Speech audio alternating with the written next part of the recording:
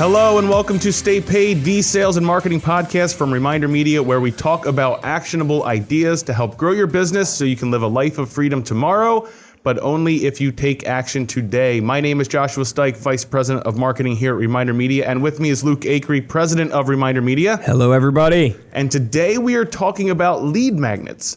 So lead magnets are something that we've mentioned on the podcast before when we're talking about Facebook ads, email marketing, and your landing pages, but we've never really taken time to step back and explain exactly what they are and how valuable they can be in generating leads for your business. So that's what we're going to talk about today. Yeah, we're going to talk about lead magnets. And I'm a little under the weather, so if you're not watching the live and you're just listening to the recording of this, I just explained this on the Facebook Live. So go back and follow us on Facebook. Yeah, this is the congested Luke Acree. Yes. This is the type of dedication, guys, I have to growing this business and giving back to you guys. I'm here with a congested 1,000-pound head. We're going to make it. Yeah, we are going to make it. So talking about lead magnets. Yep. So the way that I would define a lead magnet would be a piece of content that is so attractive, like a magnet, that's the magnetic attraction. Yes, it's right? literally. That's so attractive to your audience that they can't help but offer their personal information, usually an email address, to access that information. So Sure. None of us go onto the internet with the hopes to give someone our information. Well, some of us do if we are using certain sites, but I won't name those sites on this podcast. No site names for that. I'm just kidding. But the reality is we all see things pop on up on Facebook. We see things pop up in our email. We see things pop up on landing pages or in Google searches when we're looking for information on a certain topic that we're searching for. And we've all seen it. We've all seen download an ebook on this, download a white paper on that, download this slideshow, watch this video. And then in order to access that content, this is what we would call gated content on your website. Sure. So there's ungated content, which would be your blog post and all of the pages that someone can access without giving you their information or logging in. And then there's the gated content, which is everything that's behind a form, where your visitors or yourself as a browser would have to put your information in so that you get that item of value. So the real question becomes, how would that work for your business? What kind of content would be interesting enough? We're going to talk about some ideas that our audience might be able to use for that. And then how do you go about actually making that stuff? Yeah, so let's talk about types of lead magnets. So actually I've seen, and I don't know if we would classify, anything that's attractive content that gets someone to enter their information is ultimately a lead magnet. One of the most popular ones I've seen in real estate is listings. So I know that certain platforms you buy, like you can literally put your listing up, I think we've done a podcast on this where we talk about Facebook ads, maybe it was a webinar, but where you basically put your listing ad up on Facebook and they click that to see the listing, it immediately takes them to a landing page. And in order to see that information on that listing, they have to enter in their information. So that's a really popular one I've seen from a real estate perspective. Another popular one I've seen on mortgage is I've seen the mortgage calculators. I don't know if you've seen this. Mortgage calculator is a big one. Yeah, and I've seen this on what do you call it? Pay-per-click ads, like Google ad stuff, not just on Facebook, but literally you see the mortgage calculator where you get on and you enter your information to see how much you can purchase. Here's, I guess, my thoughts on it is that when you're really looking at your lead magnets and what you're trying to do, the key here is that you're trying to tempt them with something that's almost like an irresistible, I hate to say clickbaity, but something you're desperate to see. And I was telling you before the show of a really popular one that my brother Steven is doing right now, and we're doing it for him with a Facebook ad. And I want to share this with the audience because if you're a realtor, you should do this because you have access to the MLS. So you have access before everybody else does because we get our properties off of Zillow, Realtor.com, all the normal sites. But you have access to all the properties before we do. So a really cool lead magnet that you can do is develop a list of properties. So the one he did for this Facebook ad is he developed a list of all the properties in Lynchburg, Virginia that are under $200,000. But you could take this multiple directions. You could literally go all the investing or all the homes that should be investor homes, get the list of all the homes that you can invest in, all the great deals. You could get all the list of homes that are potential flips in the area. So you can be creative of going, here's a list of homes, enter in your information. And what we did on this Facebook ad was tag somebody in order to get the list of homes and that are under 200,000. And I think he's over 60 leads from running this Facebook ad. Wow. And the beautiful thing is now you got their information, but now you have a perfect opportunity to follow up. And I don't know if you want to talk about the follow-up there, but I've been working with him on the follow-up script on what you would do there, but that would get in. But that's a really tangible one for all the real estate agents listening right now. You have access to it, so you can go to your MLS, you can grab those lists really easily, put them into an Excel doc or download them off your MLS, send them after somebody actually downloads it on the internet. We've seen a ton of success from it. I like that. I mean, I think what you're looking at is, because I think there's two different types of lead magnets, right? There's ones that are very timely and relevant now. So that would be like your mortgage calculator, right? Because mortgage rates are fluctuating all the time. So that has to be adjustable with what's going on in the market. Then you've got the listings, which is it's a tangible thing that you can pull down, but it's still, you have to pull it down each week or however quickly your inventory. Well, that's the one issue over. he does face with that lead magnet, just by the way, tangential thought. But the one issue he does face is that he constantly has to get that new list. So because he constantly has to give the updated list to people because homes are being sold and bought all the time. So the real power in a lead magnet from a marketing perspective is if you make it evergreen. So you have the timely versions that you're talking about, then you have the evergreen versions. And these are things, it comes from the evergreen tree, right? It stays green all year long. And that's really the point or the value of these pieces would be, it's content that, sure, 5 never years, dies. 2 years, never 1 year, gets old. it might get old, but it's good throughout the entire year. It's good throughout an amount of time. And this is where you can come and look at things like ebooks. Yep. You can look at white papers. You can look at printables. So for a real estate agent, printables are great ideas because you can do like a checklist of things to look for when looking for a new home. And then if somebody accesses that because they want to print that out and take that with them on their home shopping, you now know, okay, this person is in the buying mode. Now, they might already be working with someone, and that's what you're going to have to follow up on or find out on the follow-up. But it's automatically beginning to qualify somebody also and what mindset they're in and what kind of potential prospect they would be based on the type of content that they're downloading from I can't help but plug our company. If you want printables and you don't want to have to create them. Funny, you should mention that. Yeah, we actually have printables. So go to ReminderMedia.com. You can find them there. If you're looking for more lifestyle type stuff, you can go to AmericanLifestyleMag.com. We'll put it in the show notes, StatePaidPodcast.com. If you are, this isn't just for real estate. And they're free. We're not charging you for it. So I'm not trying to sell anything to you guys. I'm just saying, well, I'm always trying to sell something, but you know. But let's say you're a hair salon. What are you going to do for a lead magnet? I was just throwing some ideas before the podcast down. Put together go do the research on, you're the expert in that industry. So go do a research on what the 50 best new haircuts were. Find images for them, put them inside of a nice templated guide and download that or offer that as a download that people can access.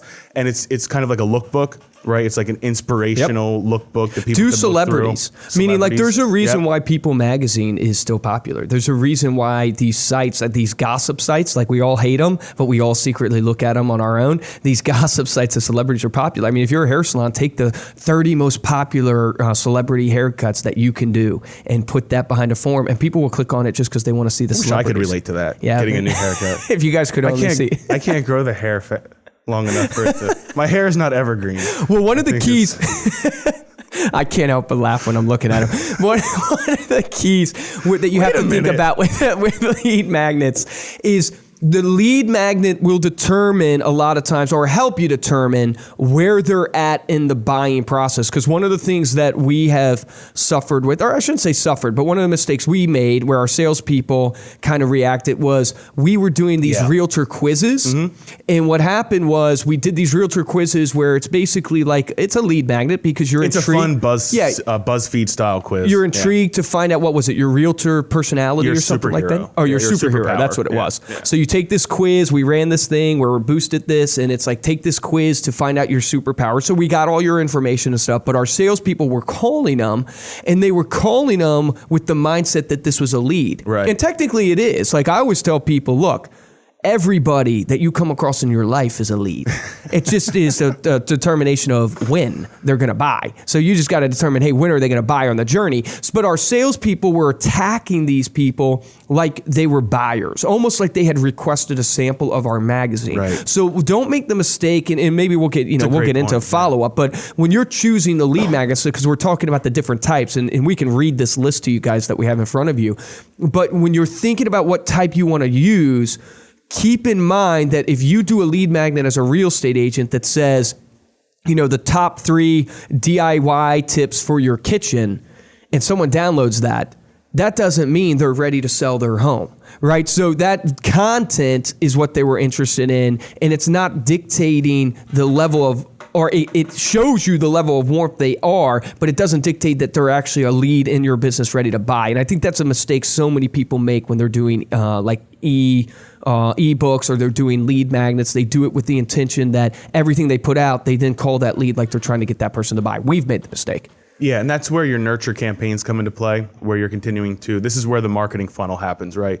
So if you picture a funnel, you have top of funnel, this is where people are interested, or they might be even considering just kind of engaging with your content. Then your middle of funnel, these are the people that are more in the consideration phase. They're thinking about using you as a professional. So your ebook on 3 ideas to produce higher ROI for your home might be your top of funnel because you don't know where they are yet. But then if you're following up with them with emails, and if you guys haven't listened to it, go back and check out, I don't know the episode number, we'll throw it in the show notes for this podcast, but we had an episode on the email follow-up. Make sure that you're sending an email follow-up that's asking that next question, because that's ultimately going to help decide who you should be spending your time on from a phone. If you're calling them on the phone, you're following up these leads, sending them an email that gets them to the middle of the funnel, which is for us, and this, we're just giving this as an example because this, so that you guys can kind of think about how it relates to your business. But if that quiz is our top of funnel, it's showing that, okay, this is someone that's been on our site, they're interested in our content, and then they move down to the middle where they're requesting a PDF sample of the product. Now we know that they're in the product mindset. And then the bottom of your funnel is actually where the decision happens. That's where the person is making the decision to use you as a professional, or they're making a purchase online if that's what your business model is. And there's a ton of different, creative ideas that you can use. I was even thinking last night, if you're a real estate agent, partner with a local photographer to showcase photos around the city. And then offer like a free set of desktop or mobile phone downloads, wallpaper downloads. Oh yeah, yeah. So you can, and this is now you're sort of co-branding with a photographer. They're getting benefit out of it because people are seeing their photography. You're getting benefit out of it because people are looking at you as that local professional, that community expert, someone who's providing value, which really brings us to the next point. Because you guys can Google examples of lead magnets. So we can go over that over the podcast for the next 20 minutes. But, the next point is really going to be what makes a lead magnet good and what really makes a lead magnet valuable. And it's making sure that you are adding value to your audience, adding value to that person that's coming to your site. We have a saying on our marketing team that says that when you lead with value, the value's in the leads. And because if you're not, when you lead with value, the value's in the lead. Someone quote that. Put that. Yeah, that's awesome. Someone put that. Someone put that on Instagram or something. That's good stuff. Trademark that. But the reality is, like, oh wait, I'm being yelled at right now. It is on Instagram. It is on Instagram. Follow us on Instagram. Yeah. Obviously, I'm not following my own feed. But it's true because the ultimate goal is to run a business and to grow your business. But we all want to add value. If you start with the mindset of, I have to add value to my clients, I have to add value to my community, which are the people that I'm targeting as my potential clients. The result of that is that you will generate leads, you will generate conversations, and those conversations ultimately lead to closes. Can I tell you my number one pet peeve with lead magnets? Yes. Because I get them all the time. No, you have to wait till the next podcast. Yeah, I have to wait. All right, guys, stay tuned. Episode 2 coming now. But the number one pet peeve I have, because I get these all the time, because I'm targeted more from running a sales organization and stuff like that, is that the thing that attracted me, and whatever you want to call it, the subject line, the ad, basically text, I can't get it very easily in the actual lead magnet. Absolutely. I don't know if you guys have ever experienced this when you're on social media and there's some clickbaity title, something like that, and you enter your information and you want that information right away. And it's not there. And there's nothing more frustrating to me than having to, whether it's read a ton of stuff to get to that information and not easily digestible, not easy to use or do. And that's my number one pet peeve, because you've lost me at that point. So put yourself in that mindset as a creator now. So you're hearing what that feels like as a user, and everyone who's listening has felt that also.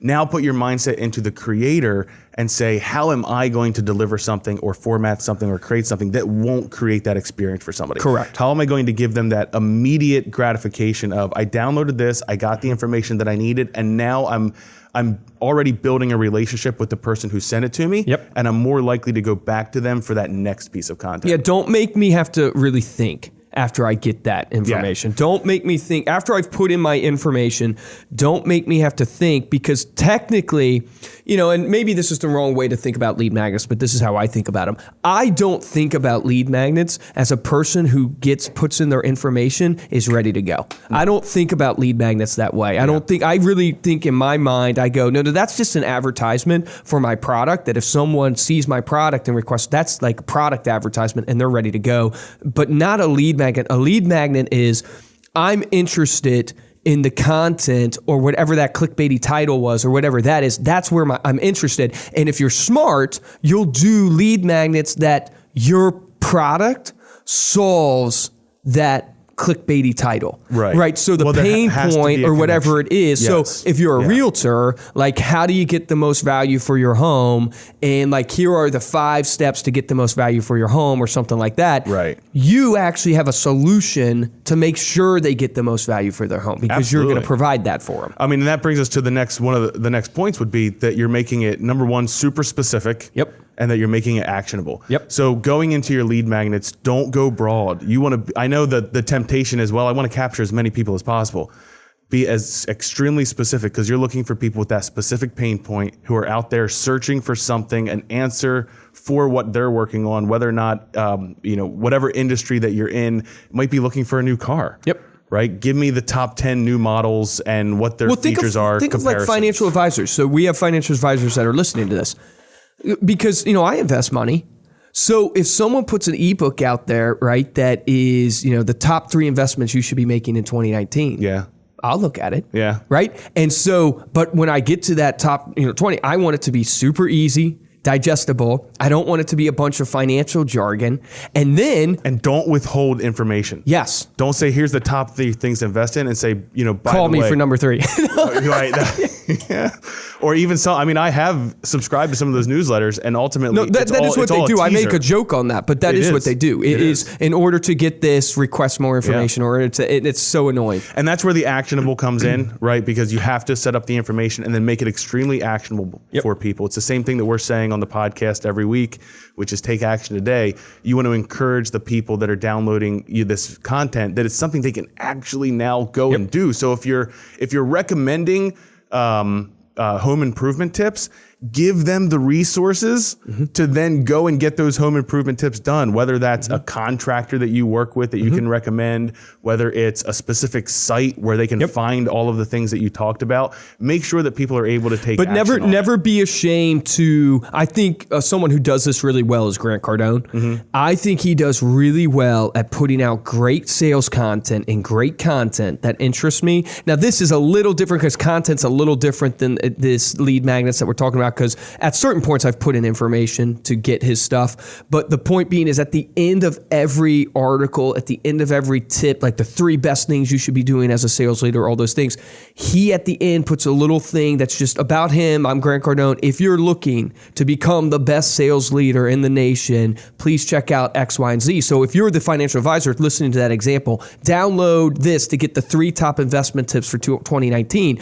Don't be ashamed at the end to put, if you're interested in learning more of how to invest your money to get the types of returns of blank, blank, and blank, please reach out to me. Like, don't be ashamed to put that in there really nicely at the bottom. So don't hear us wrong. We're not saying don't promote yourself. We're just saying strategically promote yourself. No, that's a great point. And this is exactly it leads us into the next topic, which is how to use lead magnets. And one of the ways, through ways to deliver a lead magnet after someone has given you their information, or they've entered their email address or their name or their phone number onto your site, into your form, in order to access that information. There's a few different ways to then deliver that piece of content to them. So one of the most popular ways is going to be a success page, where then they can immediately download that information, whether that is an ebook or it's a video series.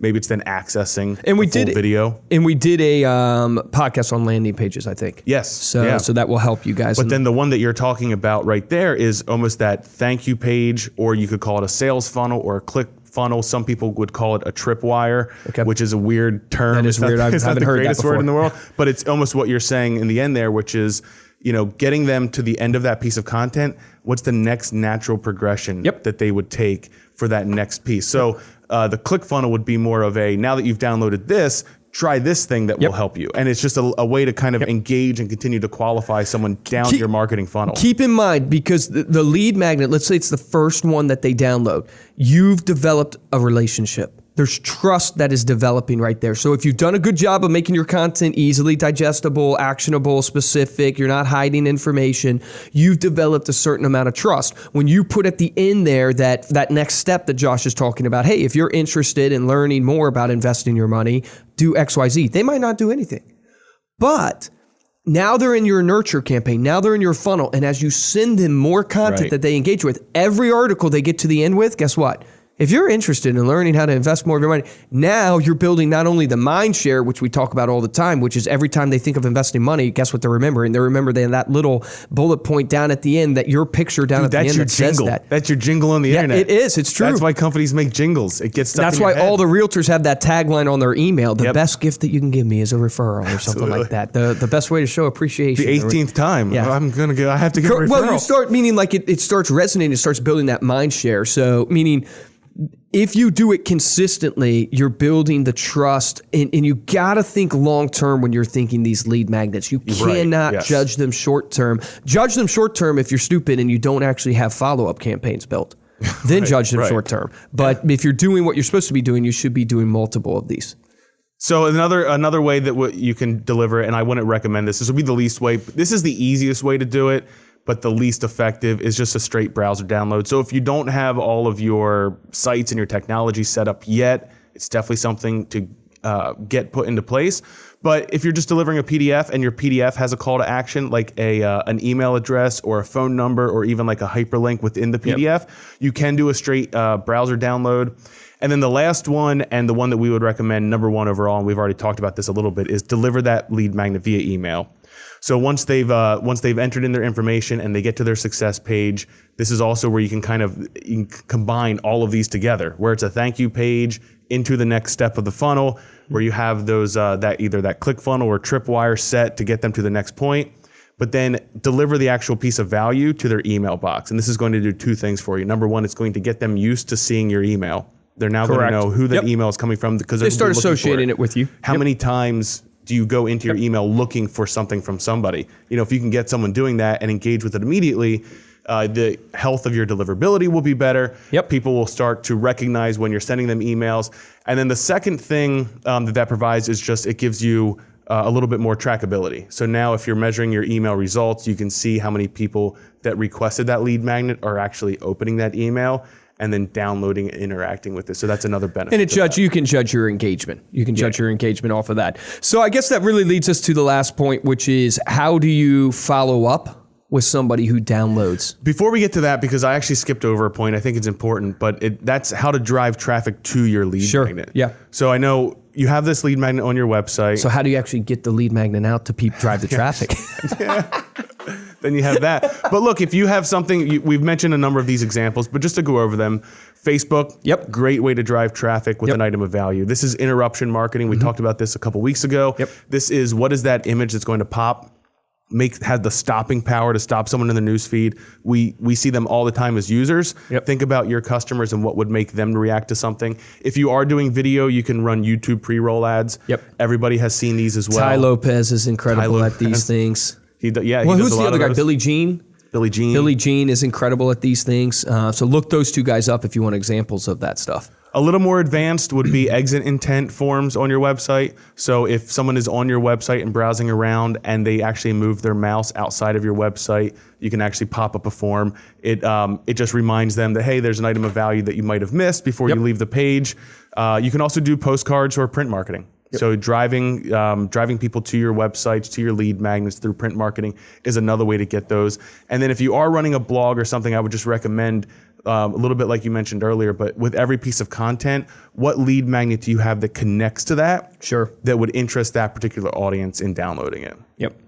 So I think when I think about like following up with your downloads, right? So after you've gotten them out, after you get people to request information, the number one mistake that people make is that they are following up to sell their product versus following up based upon the content that someone. I love Josh is dropping his pin over here and giving it. I got the look for Mark. My chair squeaks too. So when you do your download, right? So that your ebook, don't make the mistake. Judge your follow-up based upon the content that they've downloaded. So we all know the statistics out there, but you really should be following up within 5 minutes. If it's something of relevance that gives you a natural conversation piece, because there's that MIT / I think it's Kellogg's management or whatever put together that study that shows you increase your chances of getting someone on the phone like 400 something percent if you call them within 5 minutes. The problem that you have is when people call you based upon the ebook, the one thing that you're going to have right off the bat is they're going to think you're creepy. Right? You just have to, in my experience, you just have to embrace that. Yep. You have to embrace that they think it's a little creepy, even though they know and they expected it. If you call them, if you got their phone number, they know, they expect it. They still are going to think it's a little creepy. Embrace it and make it seem like this is how on top of things you are and this is how good you are. Like with Steven, when he did this for all the realtors out there, when he did this with the list and he's calling somebody, he's literally calling up, and the first most logical thing to do is say, hey, Luke, the reason for my call, I'm actually Steven with, Steven Acree Brothers Realty, and I wanted to check in with you because I saw that you just requested our list of information of all the properties in Lynchburg under $200,000, so I wanted to make sure that you got that list and make sure it went to the right email and you actually got it. And then I wanted to follow up with you because I know a lot of the people who are requesting this list, it's a really massive list, and I wanted to make sure that you got the properties that you were most interested in seeing on that list, because I can definitely actually tailor that down if you want to. But first off, I sent the list to Steven Acree at blankblankrealty.com. Did you actually get the list yet? Well, yeah. And what you're doing, it's very logical. Right. You're basically going, I'm calling because you requested this information. I just wanted to be courteous and make sure you received it. Right. Everybody thinks that's very logical. Then you're offering more value. Right. You're not selling. You're offering more value, even though you are selling. Because what is Steven's goal? I want to narrow this down to see what type of property they're looking at. Right. So I'm going to change my pitch to try to get that answer, but make it seem like I'm being more curious. Hey, and how does he do it? He does it by going, a lot of the people who download this list, the list is so large, so it's hard for them to get through. So I wanted to call and see if there's anything you were specifically wanting on that list that I could narrow down for you and help point you in the right direction or something like that. So you're offering your expertise, you're offering yourself as a service versus, I'm a realtor in the area and I can actually show you any home that you're interested in. Right. And did you see any home on the list that you might be interested in? Because I could set you up a time to see it, meaning you're just selling right there versus offering value. You sound a little desperate, Luke. Yeah. So how would you follow up? Because that's giving a little bit more. There's a little bit more of a connection between what you're selling and what the prospect might be looking for. What if you got something like this, and we use the example of DIY improvements for your kitchen or something like that. DIY improvements. What if someone downloaded a guide on that or a lookbook on that? How would you have that conversation? It's a very similar idea, right? But the only difference is you don't have the expertise necessarily to help them with their kitchens, but I'd still follow up in same type of intro. Hey, I'm Luke with, ReminderMedia Realty. Hey, wanted to follow up with you because I saw you just downloaded to where you wanted the 3 top kitchen renovations of 2019. Wanted to just make sure you got that email because I know a lot of times emails can get lost and go to spam, and wanted to make sure I sent it to the right email address and that you had it. Then also, just wanted to find out, hey, did it answer your questions that you were looking for? What were you actually interested in there? Do you have any questions that I could answer for you? What actually intrigued you about it? So now I'm more asking and putting the ball in their court. Yeah. Very discovery phase. You have the logical answer. It's very much like our sample request. Hey, wanted to make sure I got that sample out to you and had the right address. Hey, wanted to make sure you actually received it and had the right email address. Is your email address I'm not going to give you your email address here on the podcast, but jstike at ReminderMedia.com. Yeah, there you go. jstike at ReminderMedia.com. Hi. But did you actually get it, Josh? Oh, you did? Awesome. Perfect. So confirming the data? Yep. So, hey, let me ask you this. I can answer any questions for you on it. I know it's about the 3 top renovations of 2019 for kitchens. What intrigued you about it? What intrigued you about the content? I really liked the kitchen. Love it. Man, I'm not a good prospect. No, man, I don't blame you. I love the kitchen as well. In fact, my wife is banging on me to renovate our kitchen just like that, and she wants it. So which kitchen did you like? I know there was 3 in there. Which one did you really like? I like the white one. Like the white one? Yeah, so clean. What's causing you to want to, are you looking to renovate your kitchen? The only reason I ask is because, I want to help you if anything that you're looking to do. I have contractors that I have that maybe could help you if you're looking for. That would be helpful. That's just in my Rolodex of people. But, what are you looking for? Why are you looking to renovate your kitchen? kitchen. Yes. Right. So all I'm trying to do here, and obviously this is just an example, but all I'm trying to do here is just get to know the person. Right. I'm not trying to sell them anything. I'm trying to get to know them. And what I'm hoping for now on a kitchen renovation, I want to make this clear to people. On a kitchen renovation, there's no real pain point. So what I'm trying to dig for is You're trying to find why it. is he Right. trying to renovate his kitchen? Yeah. Is because there's a chance out there, and we all know this as real estate agents, there's a chance he's trying to renovate his kitchen because you can always get the value back when you put renovations into the kitchen. It's known that you can always get that return on investment when you go to sell the home. There's a chance. It's not positive, but there's a chance. But I don't want to make it right out of the gate feel like that's what I'm asking you. I just want to know, hey, answer your questions. Yeah. Okay, no questions. Awesome. Hey, well, Josh, I would love to send you stuff like this. I get stuff like this all the time. This is what I'm researching, looking. If you're interested in this type of content, I'd love to add you to my list. Man, that sounds easy. Right? And that just try to so get the easy. email address, add them to the list, build a You know what's funny? relationship. I just renovated my kitchen, so I should have been able to answer those better. You should have said. Should have been able to answer I said, that I'm better. looking to renovate my kitchen because I just bought a home. I just bought a home and but I love it because, you know, you're bringing in people that you can connect them to. So you're adding value, but now you're building relationships with the other contractors, the other vendors, the other partnerships in your community, and you're continuing to dig for where are you at? What can I help you with? If you're struggling right now going, I don't know what to say on a lead magnet call. I don't know what to say. You know why you're nervous is because you're trying to sell somebody. Yeah. Yep. If you just switch your mindset, you should always be trying to sell something. That's not what I'm saying. You're push looking that at a off salesman. until you have the information you need. Start right? thinking, I'm trying to help somebody with what I do. Nice. I'm trying to help somebody with what my expertise are. Switch that gear, you'll start closing people. So another way to follow up, and this is kind of in the nurturing segment, but making sure that you're sending follow-up emails. So like we talked about before, I don't want to miss that one. Obviously, the phone call is an important one. Yes. But if you I don't always have go to the phone. if you don't have their phone number, if it's and the majority if it's of too lead far magnets, you removed, won't have their phone number. You'll have their email. So emailing them and driving them to that next action, whether that's scheduling an appointment, scheduling a phone call, also retargeting on your social media. So if you're starting to build a list of people that have downloaded this content, you can put that into Facebook and retarget that person with a call to action that's further down your funnel. So those are other ideas if you're not ready to make the phone call right away. Yep. The key is just kind of recap that for you guys. The key is that this content will dictate where for you, if someone downloads the kitchen renovation versus the list of 200 properties under $100,000 or whatever it is, it's very clear where those people are at on the buyer's journey. And based upon that, start targeting your follow-up phone calls, your emails, target how you word those based upon what type of content they downloaded. And then we're going to throw some tools into the show notes. I don't think we'll go through them here on the podcast because it's definitely something you can check out. These aren't people that we're partnered with or anything. Correct. We I make just no grabbed money some off these examples. people.